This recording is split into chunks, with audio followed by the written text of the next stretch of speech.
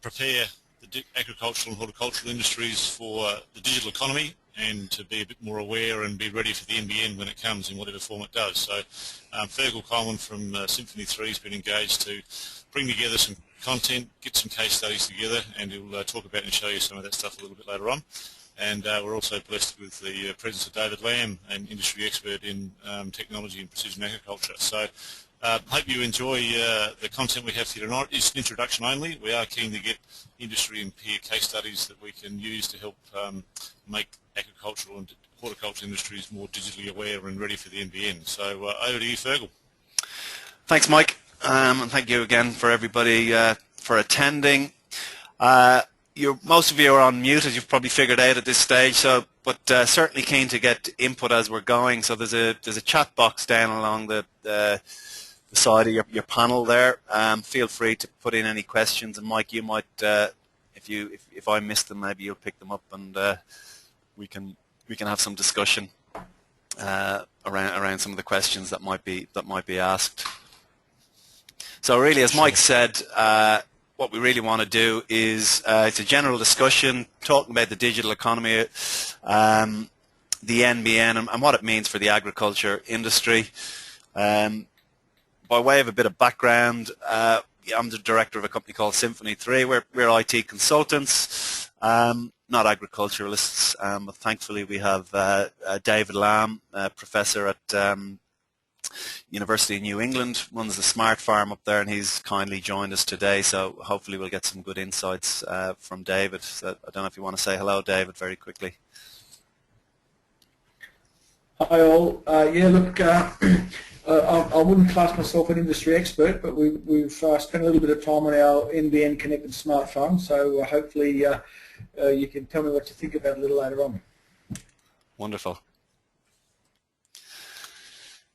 Just by, I think we've talked about that. We're going to record this session as well, so if people want to go back and look at it later on or pass it on to their peers, we'll make it available online. As Mike said earlier on, we do have a website that we've set up, digitalagriculture.com.au.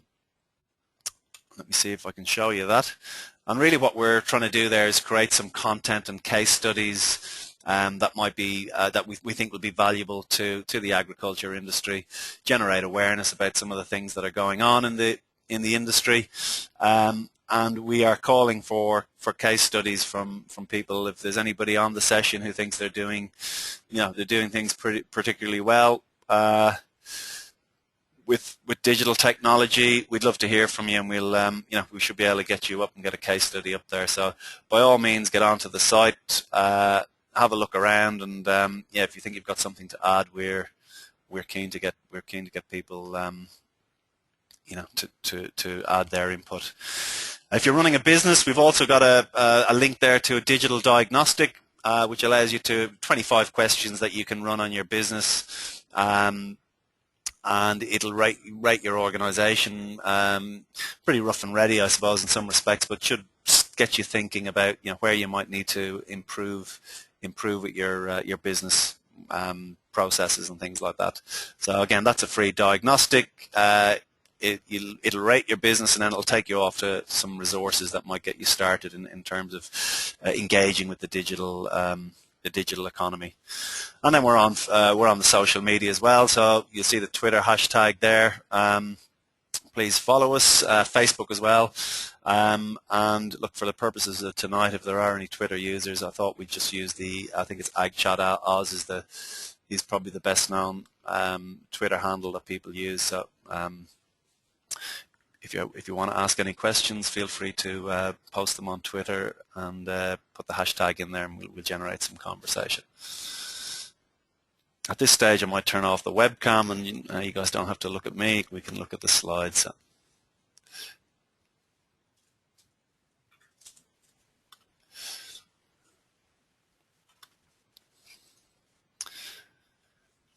The other thing is that we are running some workshops and webinars around the place. So if if you're part of an organisation, or you've got a group of peers that think might be interested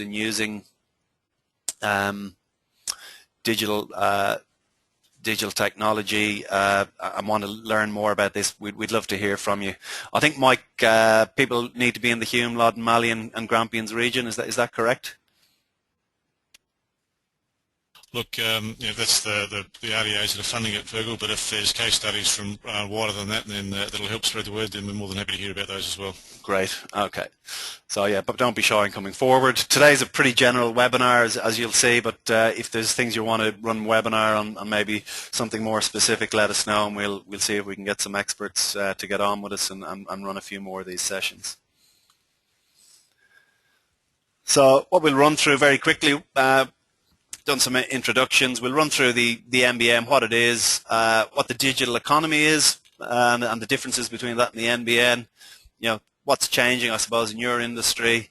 Talk through some case studies, and then have a conclusion. Talk about maybe some of the next steps you guys might be able to take in your businesses, and open it up for questions.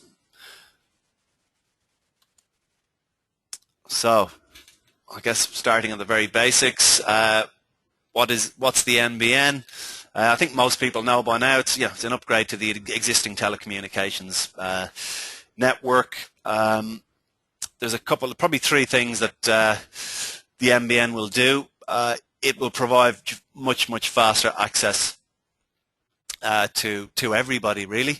So 93% of households will get fibre to the premises. And the remaining 7%, of which a lot of rural people and regional people will get fixed wireless and satellite technologies. Fixed wireless has been rolled out from 2015, and satellite around the same time, I think. Is that correct, David? When are you expecting to get satellite down onto the smart farm? Can you hear me? He's gone, I think.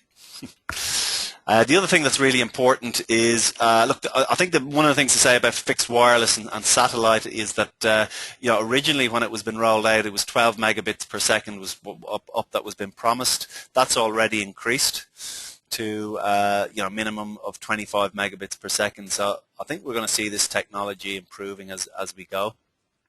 And I think that's a good sign. The 100 megabits per second fibre is scalable up to 1 gigabit, which are the kind of speeds that we're starting to see in other places. I believe Singapore building a network. I know that Google Fibre have rolled out a fibre network at 1 gigabit per second out in Kansas, and are putting it into another couple of cities as well. I think the other thing to say is that the network will be more reliable. So if you're told you're going to get 25 megabits per second, that's what you'll get. I've got ADSL2 at home here in Melbourne, but that doesn't come in at the promised speed. It probably comes in at about 8 megabits per second. And then the other promise of the National Broadband Network is this ubiquity. So the fact that everybody gets it, and I think that's really quite important. In terms of delivering services, if we know that everybody's got high-speed broadband, we know that we can hopefully safely deliver government services, telehealth, education to everybody in our community.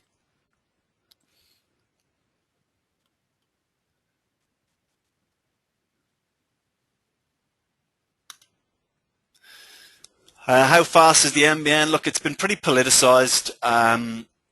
I suppose, and I don't want to be taking sides. There's a couple of different plans out there. Who knows what's going to happen after September?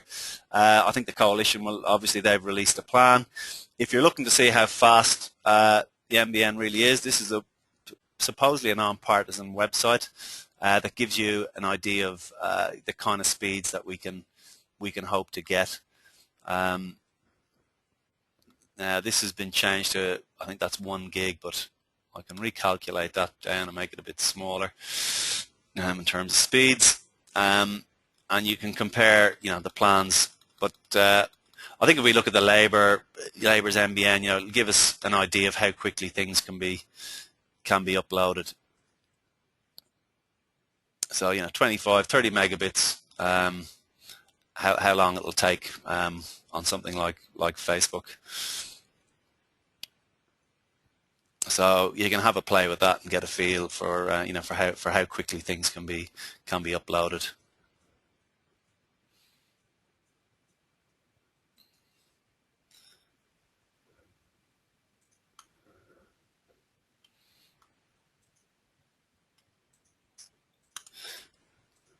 So uploading a video, YouTube video, same thing.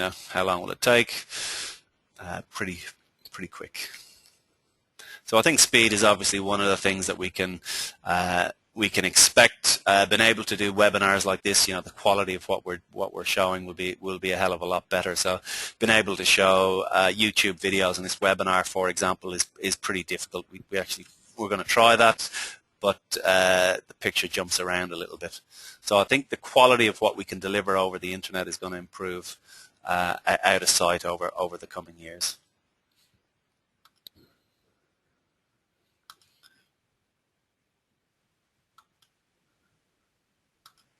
Let me jump back in.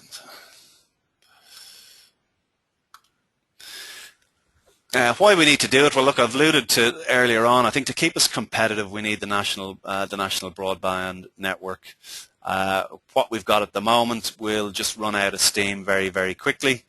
If we look at competitors and competitor nations around the world, South Korea, Japan, these places, they've got these very fast speeds already. They've got numerous households, a huge percentage of the households are connected to it, and it gives them an edge in terms of doing business much more effectively, in terms of delivering education to the kids more effectively, opening themselves up to markets worldwide more effectively. So it's about future-proofing as much as anything else.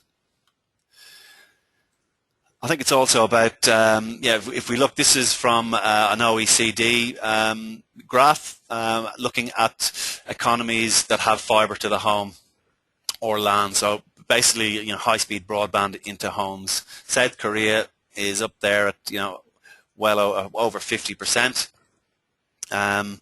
This was a 2010 graph, I think. I've seen the one for 2012 just recently, but Australia still isn't on the list in terms of connectivity. So to be competitive, we really need to get on board, and not only do we need the NBN, but we need every business to take it up and start using it, I think. $1 million question, well, when will you get it? Thankfully, there's the NBN website. If you get onto nbncode.com.au, you can actually put in your address, and it'll tell you when you're going to get it. So again, let me show users how that works.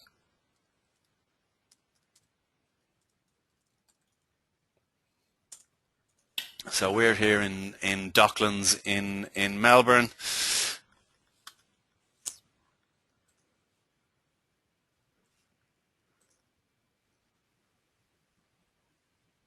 Enter it into the map, and hopefully it'll.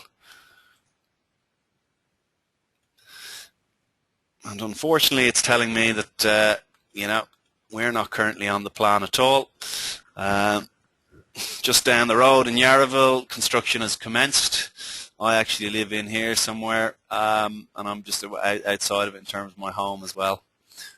So if you're wondering when you get it, get onto the website, put in your address, and you should start getting some feel for when it might be rolled out to you. If you're receiving fixed wireless, that's due to be rolled out from 2015 forward.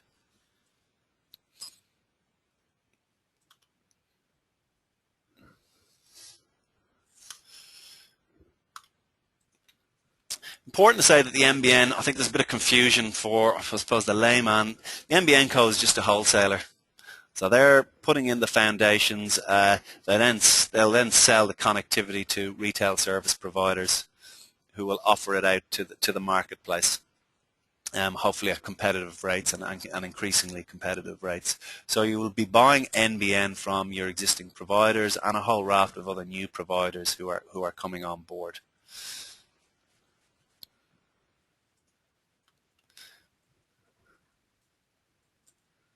And here's a list of some of the retail service providers that are out there at the moment. and that list is from 2012.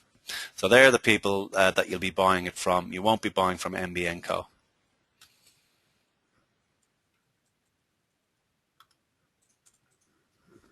In terms of costs, look, some of the early rollout, I know I've seen a report from Brunswick here in Melbourne where the rollout has started, and costs are not prohibitive, and I think with increased competition, they'll actually come down over time. But people are finding they're not paying a hell of a lot more than what they're currently paying for, say, ADSL2 connectivity. Again, that's a guide, bit.com.au. Is a website where they compare some of the plans. Not everybody's going to get the retail providers will. You mightn't get full 100 megabits per second. They might charge you extra for that. But again, it's an open market, with the idea being the most competitive price will win, and you can go and choose the ISP that gives you the best deal. Again, most of us, I think, probably on this webinar will be on the sub $100 per month cost, but there are offerings out there that will be, there for small, medium-sized businesses. So they may have different traffic classes. So they might run VoIP, so voice over internet on, a separate line, etc. And then there's enterprise services that people can avail of. So again, it can be carved up in a number of different ways. Well, I think for the vast majority of us, and those of us who will be buying it at home, we need to be looking down here at the business, the less than $100 per month. The most important thing is to think of the National Broadband Network is just the foundations. It's really what we can build on top of the technology. So one of the things. I think we had a question coming in there. David, Mike, you might be able to let me know if there's any questions been asked. There's probably a couple of different things that certainly the government are pushing. Health is a major one. So, we're starting to see telehealth being rolled out. Aged care is a massive area and a massive opportunity for people to live in their homes that bit longer and maintain their independence. And I'll come back and touch on a few of these in a bit more detail. Education, of course, is going to be absolutely vital. I think most of the schools are going to have, obviously, fibre access, but it's really important that kids have got that access at home as well, because if they don't, they'll be at a severe disadvantage in terms of researching things, getting information, accessing classes around the world. Government services should improve out of sight. Hopefully, we won't have to go to pay our rents. We should be able to do all this stuff online, and I think we'll see big changes in terms of how government services are delivered. Then in our businesses, obviously, the ability to telework, the ability to run webinars like this and training sessions via webinars will get a lot easier for us. Most of us won't need servers in our offices anymore. We'll be able to run everything on the cloud. And that should allow us to change how we collaborate and partner with people over time. And then, of course, the entertainment industry. So we're looking at the Internet Protocol TV. Will give us an even bigger selection of TV and video channels to choose from than before. But I think one of the other things we can start seeing with IPTV is local providers starting up and local TV channels providing local content really cost effectively to people. So I guess the message is really the digital economy it's what we do with the pipes. The pipes will come up to the door, or the fixed wireless, or the satellite. But at the moment, most of us actually, and most of us in our businesses don't have the skills and the training, and maybe the business models that are necessary going forward into this brave new world. The government has 8 key digital economy goals. They're providing funding for a lot of these areas. One is obviously to get online participation by households. Really important that we take everybody with us and that we don't leave people behind.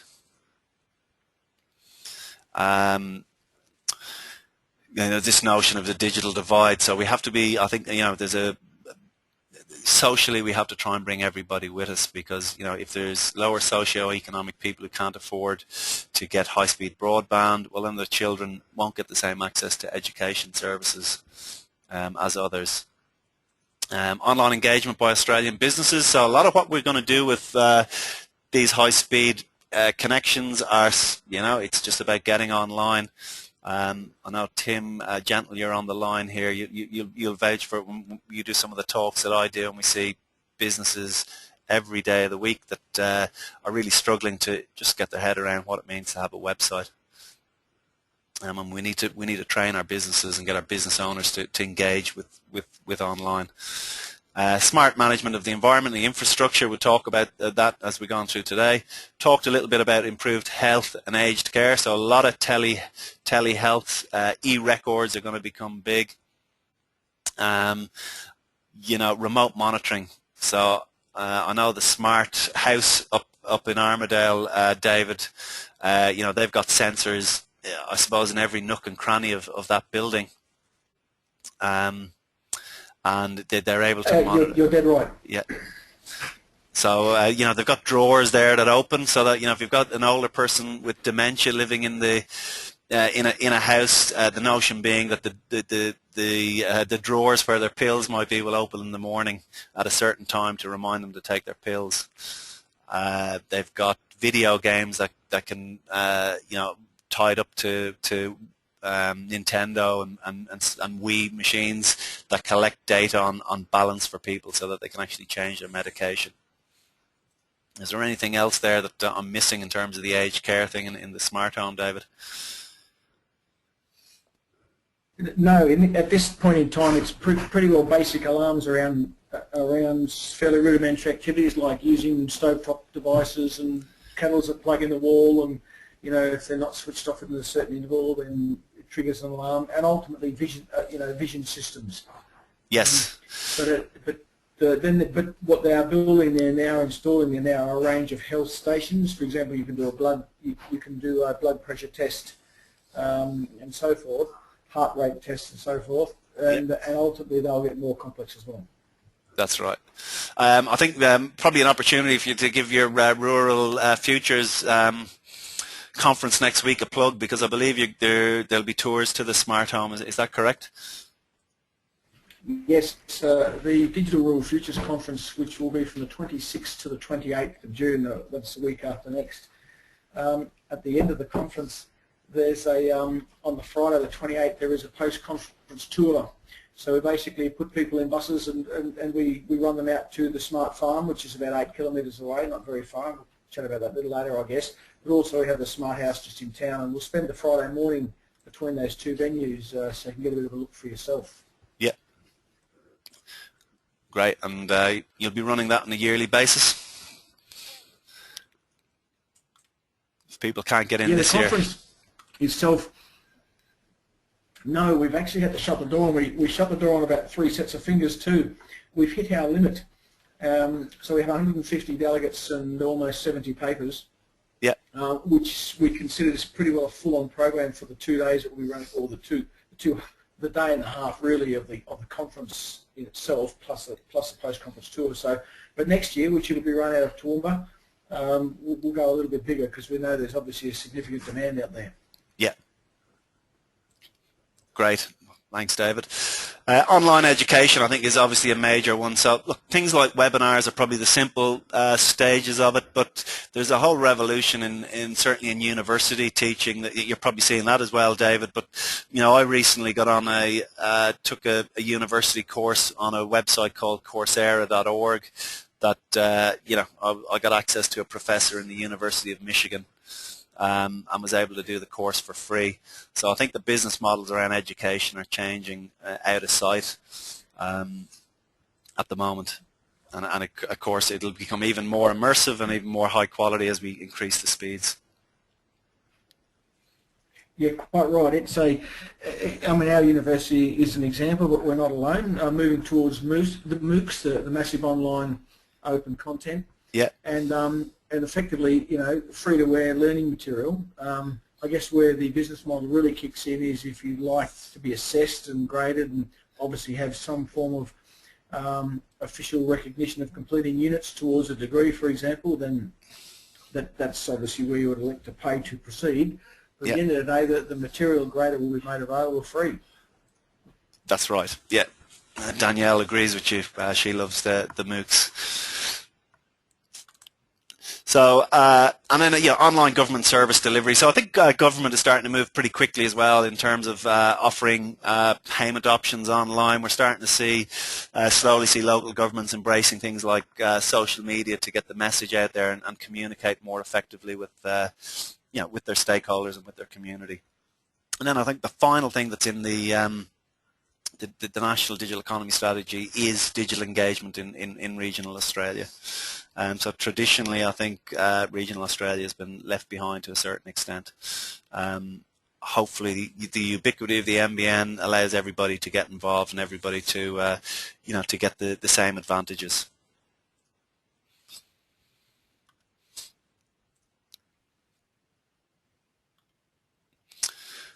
Other thing that we need to be mindful of is data. So it doesn't really matter what the business is. We've got sensors that connect to everything. We've all got multiple devices now. If it's in the home, our fridge will be connected. Our waste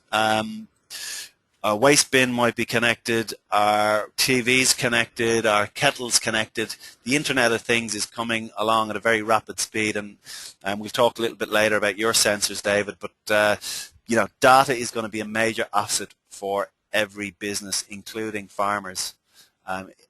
What we need to do is actually understand and have people to help us to collect that data, to organize that data, and to derive insights from that data. So in simple terms, if you've got a website, things like Google Analytics, free tool, measures everything that happens on your website, can help you sell more if you've got an e-commerce website.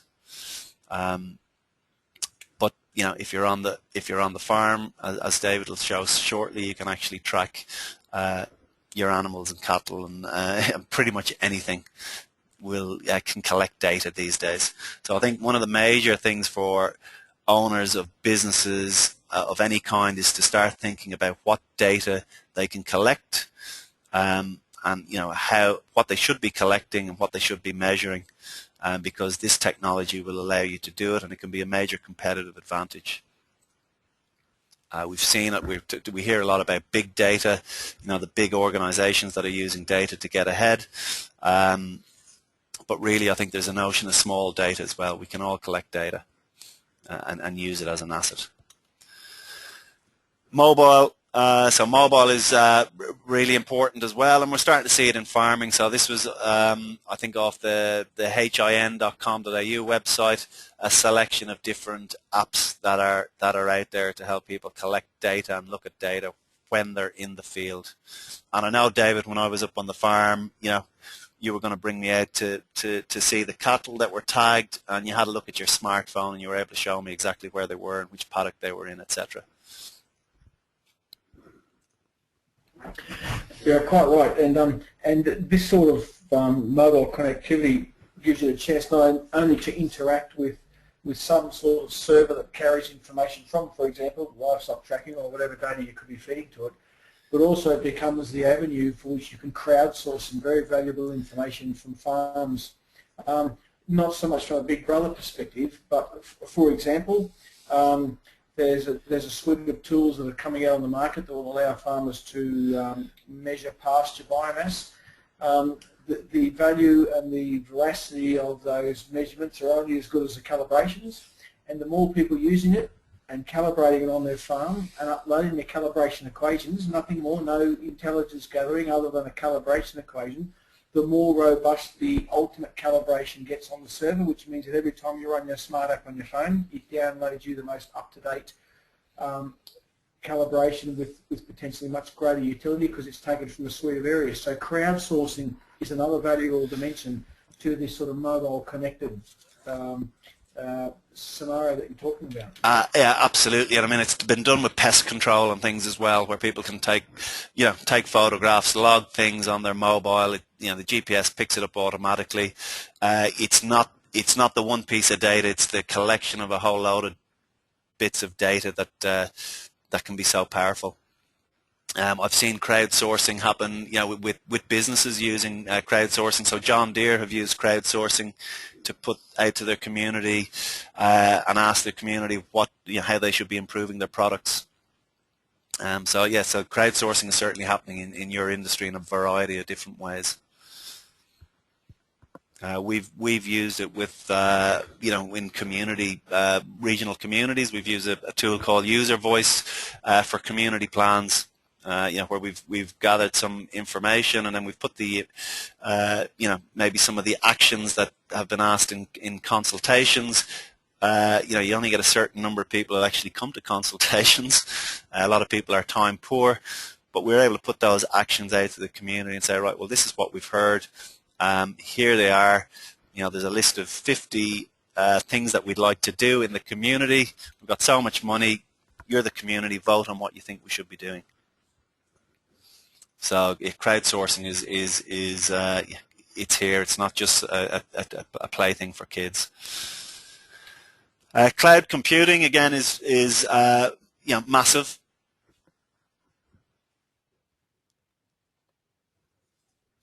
Can people hear me? Oh, I think I lost people there for a second. So cloud computing is massive. This is the cloud for our business. So these are all the tools that we use. We don't have a server in our office at all. We run our accounts off Zero, which is great. Allows us to send invoices from mobile phones. We do all our marketing, via social media, Facebook, LinkedIn, etc. We use GoToMeeting and GoToWebinar, which is what we're using today. We manage our customers using Salesforce.com. We run all our emails off Google Apps, which is free to us. We do our banking online. We use things like Skype too. We've got an office in India. We use Skype and Google Hangouts to communicate with the guys over there. These are things we almost take for granted now, but it cuts down your costs and makes you so much more flexible if you're trying to get your business up and running in a certain place. You can bring your own device, and you can access your information on mobile, on laptop, from an internet cafe. And it's not just it works for every business. So you talked about mobile earlier on, David. That's mobile connecting to the cloud basically, and services that are held in the cloud. A lot of farmers will be sending information into mapping solutions that will be on the cloud as well, which I've shown on this slide here. So I don't know if you want to add anything. You're correct, Fergal. Yeah. Look, if anyone's interested, Google up later PA Source, PASOURCE, one word. Yep. That's an example of a company that effectively stores and manipulates data collected from farms, spatially enabled data, precision ag data. It's a web-based cloud data storage and manipulation service. So that's one example that comes to mind. Yeah, and look, as I said, I gave a few little simple examples there. That's what I'm using in our business here, and we're a small business. But essentially, if it's out there, there's ecosystems of providers that are building solutions around Google or Apple or some of these major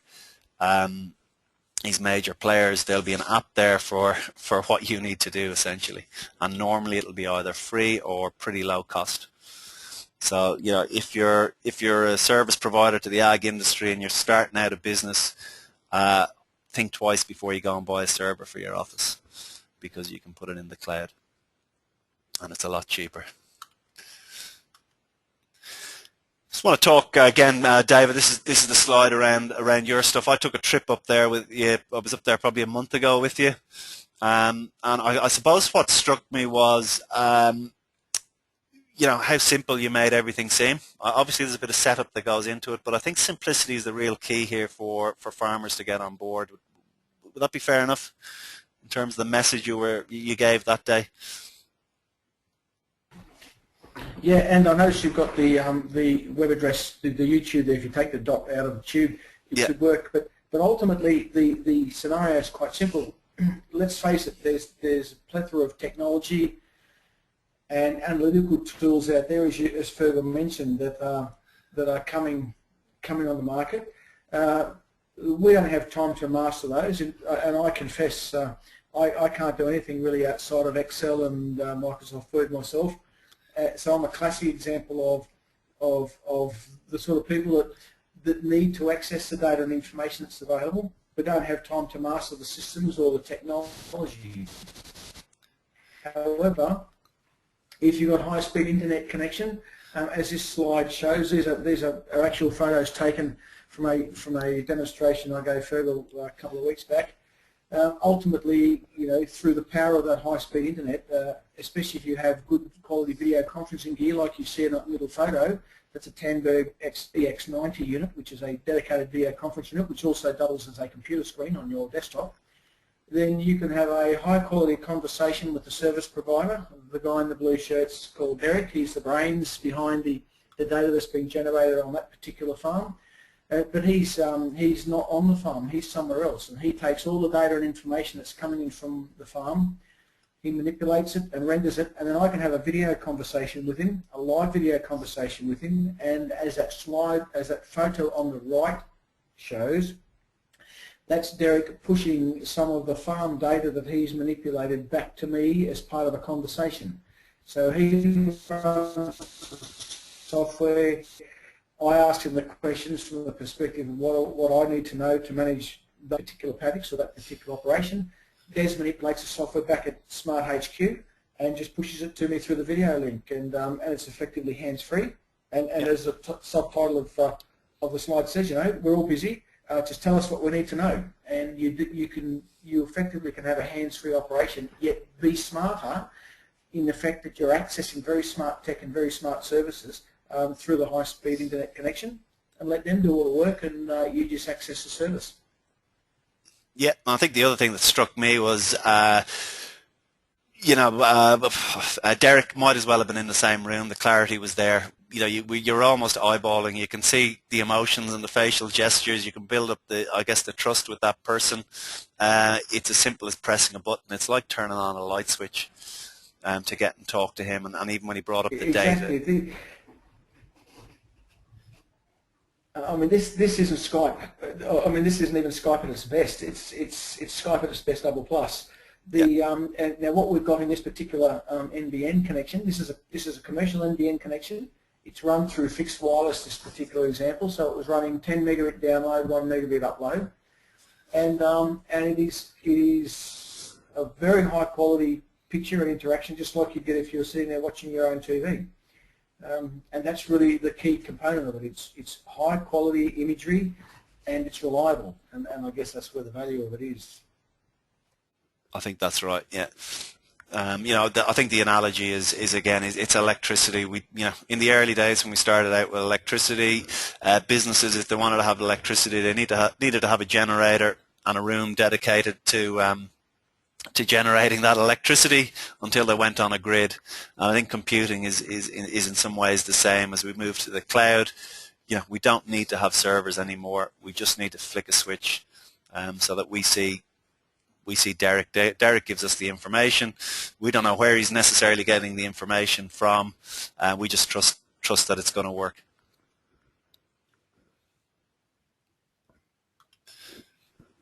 The next example I've got here, David, is you with your mechanic. I think you were the mechanic, just showing how webcam could be used to fix machines yourself and have people dial in remotely, which I think is a really good example of how the technology can be used for people who are way out, in far west New South Wales or up in the Northern Territories or someplace like that. Yeah, look, this particular slide illustrates a use of the high-speed connectivity. Ultimately, it's a video conferencing facility that you showed in your previous slide, yeah, but now outside. So what you need is obviously some sort of remote, some wireless link between the farmhouse and, for example, in this case, the shed, so that put yourself a head cam on, get your head under the bonnet, and you can be talking to your mechanic back in town, back in the smoke, you can literally be their hands, and they can be the eyes and ears of the operation. So, you know, it's a case of first-line troubleshooting, diagnostics, hopefully minimising the need to have to rip gear out of your tractor and send it in to get fixed, or worse still, minimising the need for a mechanic to come out and stick their head under the bonnet at some significant price. And ultimately, this could be an animal that's down in the yards. It could be some weird patches appearing in your crop that could ultimately be rust or something like that. And let's face it, there's only 2 cereal plant pathologists in the state of New South Wales, and they're very busy people. So they basically rely on people mailing samples in. Well, you can put them out in the paddock on the spot. So again, this one's a little over the horizon insofar as we'll need good, reliable, good, reliable bandwidth in a Wi-Fi connection on farm, but it's coming.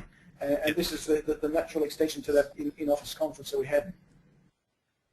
I think the other thing to say is, you know, if you take it a stage further, and you know, you're talking about the notion of 3D printing coming online very, very quickly, where people are going to have their own 3D printers probably in the next, you know, 5 to 10 years. You know, it could come to the stage where, you know, rather than having to wait for the part to be sent out for you, you'll be able to download the diagram of the particular part that you need, print it off on your 3D printer, and install it yourself with the help of that person who's that remote mechanic or whoever it is.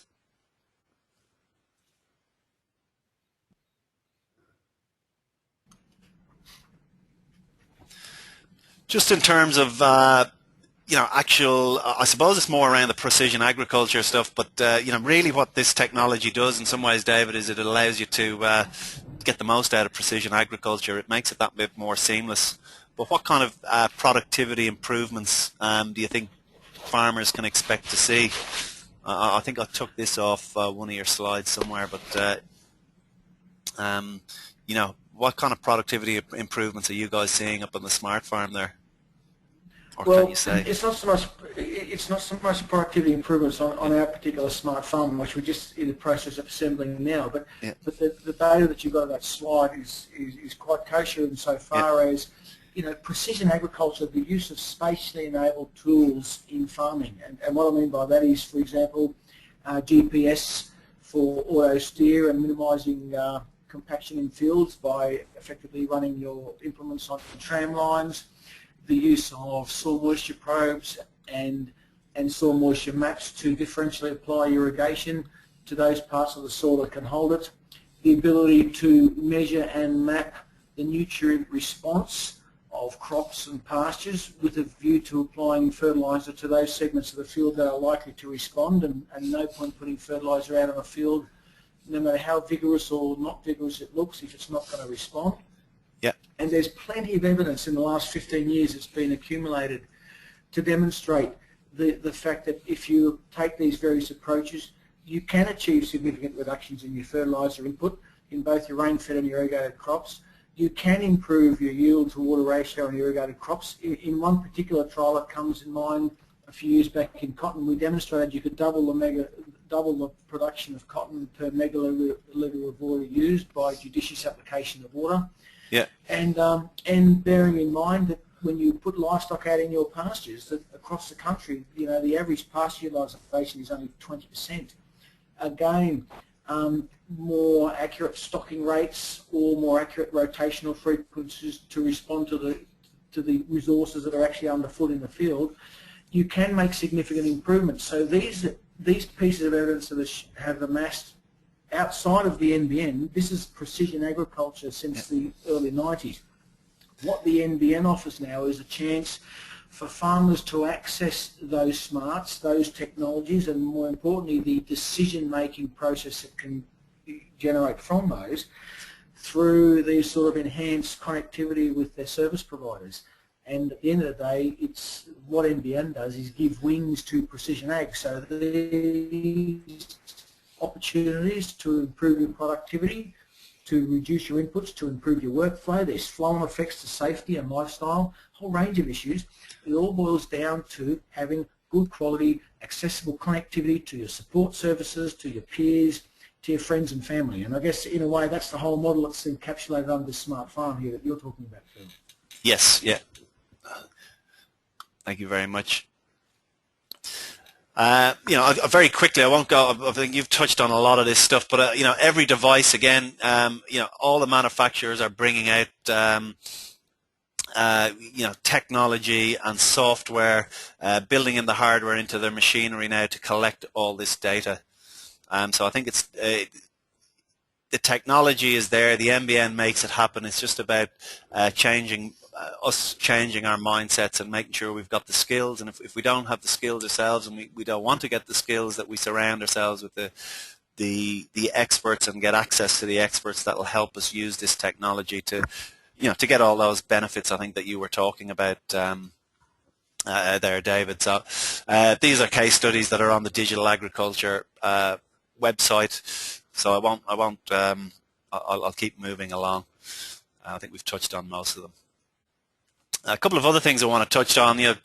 Opportunity for, depending obviously on exactly what business you're in, but the internet affords a really great opportunity to start going more direct, and I think we'll start seeing middlemen getting cut out of the equation, new middlemen coming in, and primary producers developing better relationships with the end customer in many respects. And this is just a selection of a few different examples that are out there. The guy on the right hand side is the winemaker who is able to deliver wine tasting sessions to people in Russia, I think is the example. But again, it's using this technology to build better relationships with your customers. Again, if you're seeing what people are clicking on your website, you can start seeing what kind of demand there is for certain products as an example. So the Find a Farmer is a new startup. I think that's based out in New South Wales, allowing farmers to put their merchandise up online and sell direct. Aussie Farmers Direct, most of us I think know about Aussie Farmers Direct, and then some of these vineyards are starting, as I said, to go directly to the market themselves. A great example out of the States, a guy called Gary Vaynerchuk, about 4 or 5 years ago, took over his father's liquor business. I think it was turning over about $4 million, and he started doing online wine tastings. And the business grew out of sight. Nobody thought you could do online wine tastings, but he used to bring in guests, and eventually I think he used to get celebrities in, but he used to have his mates sitting around tasting bottles of wine and then giving people direct access to go and buy those wines online. So, if you've got a product that you think is special and you're doing something really well, there's a market out there for you. You can go and find this market online without having necessarily to depend on some of the traditional people and distribution networks that you needed to depend on. So it changes the nature of the relationship that we can have with the end user and the consumer. Great way to collect information as well. So social networking is a lot of people think it's a waste of time, but actually it's also a great way to collect information. So recent social network for farmers called Farms that was set up by a young guy, again I think in New South Wales, allowing farmers to connect and discuss and socialise issues that they've got. AgChat Oz is a Twitter hashtag. I think they run a conversation on issues affecting the agriculture industry every Tuesday evening. Again, free to join in. And then we've got the Precision Agriculture. They've got a Facebook page there where they're sharing a whole lot of information.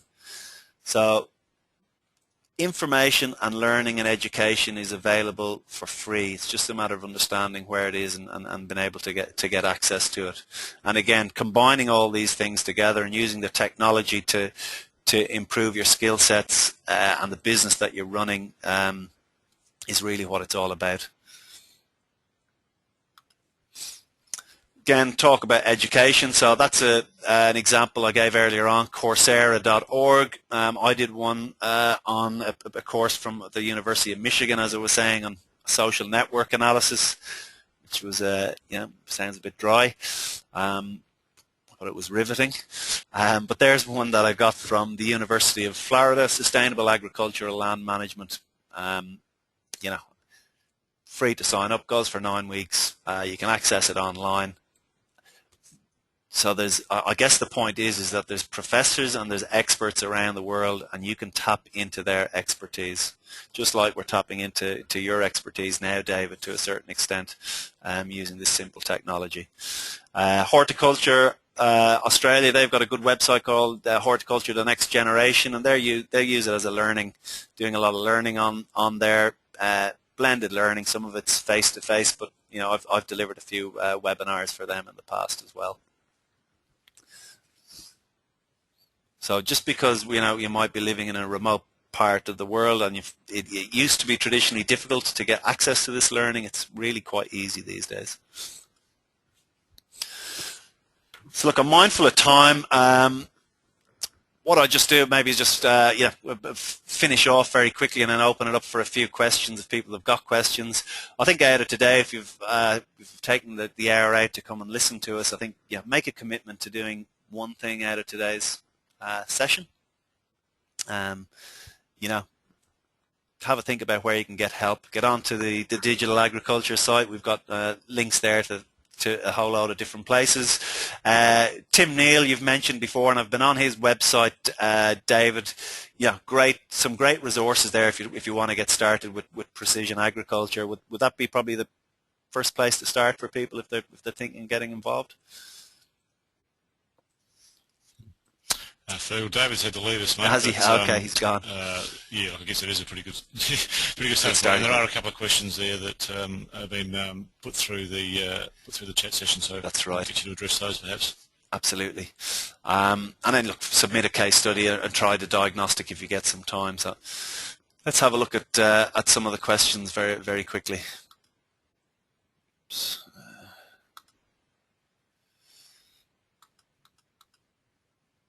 So why isn't Australia up to the standards of Singapore, etc., especially in our cities? Well, I'd suggest that they will be fairly soon, Akira. I think this is one of the reasons why I think the NBN is so important.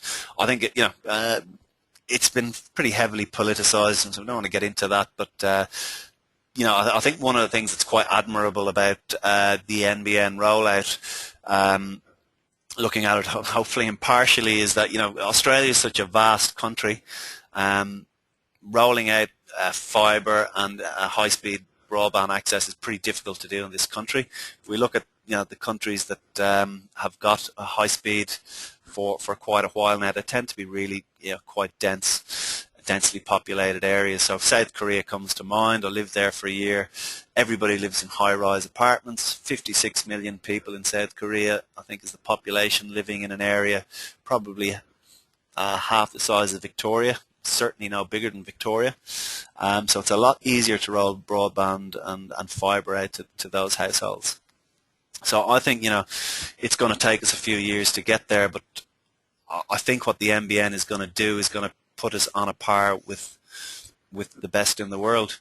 I guess the important thing to say is that just having the fibre isn't enough. So I don't think collectively as a nation we have the internet skills that we need to have. There's so many small businesses out there that aren't online. With even the simple website in these days, a lot of people that just don't have the skills. So we will have the NBN, we will have the technology in place. It's about us starting to think about how we're going to use it and realizing what skills we need to get to in place and how we need to change our businesses to take advantage of it. So one of the examples I gave speaking to a group the other day was Shoes of Prey, online shoe store. Contrasting that with your typical shoe store that you find, I suppose in a Westfield, paying rents, high Aussie dollar, and been hit by online shopping. Shoes of Prey basically allow you to get on women to get on a website, design their own shoes, pay and buy their own shoes online. Shoes are manufactured in China and they're delivered to anywhere in the world within 4 weeks.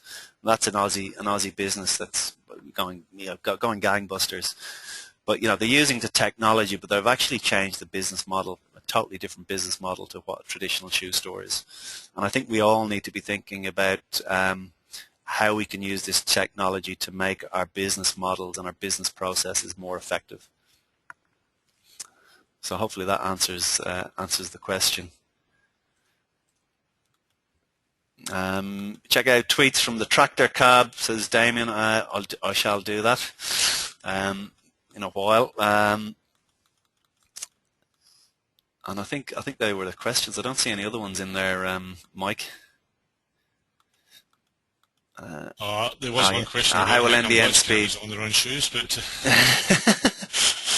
how will the NBN speed compare to other countries? Yeah, so I think hopefully we've answered that, and that those slides we went through earlier on will give you an indication. Just a reminder that you have been recording this one, Fergal, so that you'll post this webinar onto the Digital Agriculture website, so you can watch it again, or others that didn't get to join on tonight can have a look at the same information anytime they like.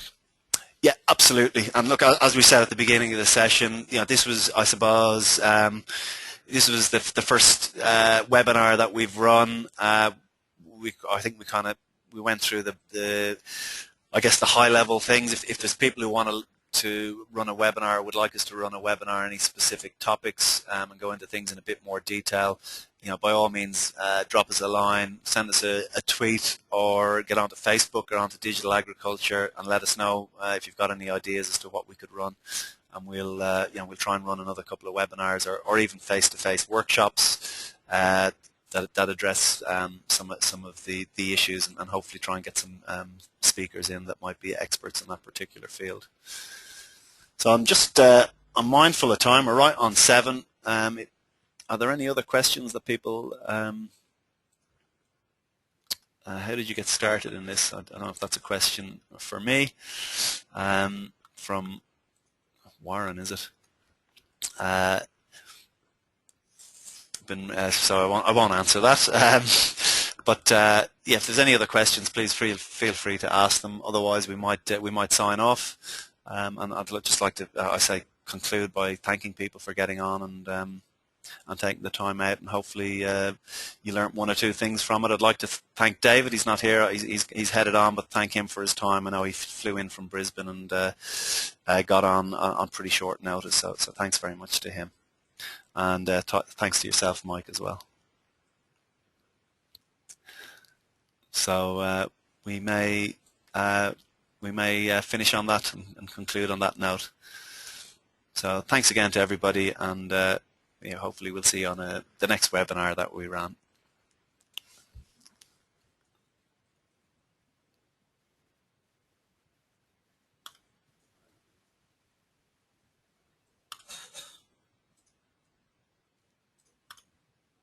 The organizer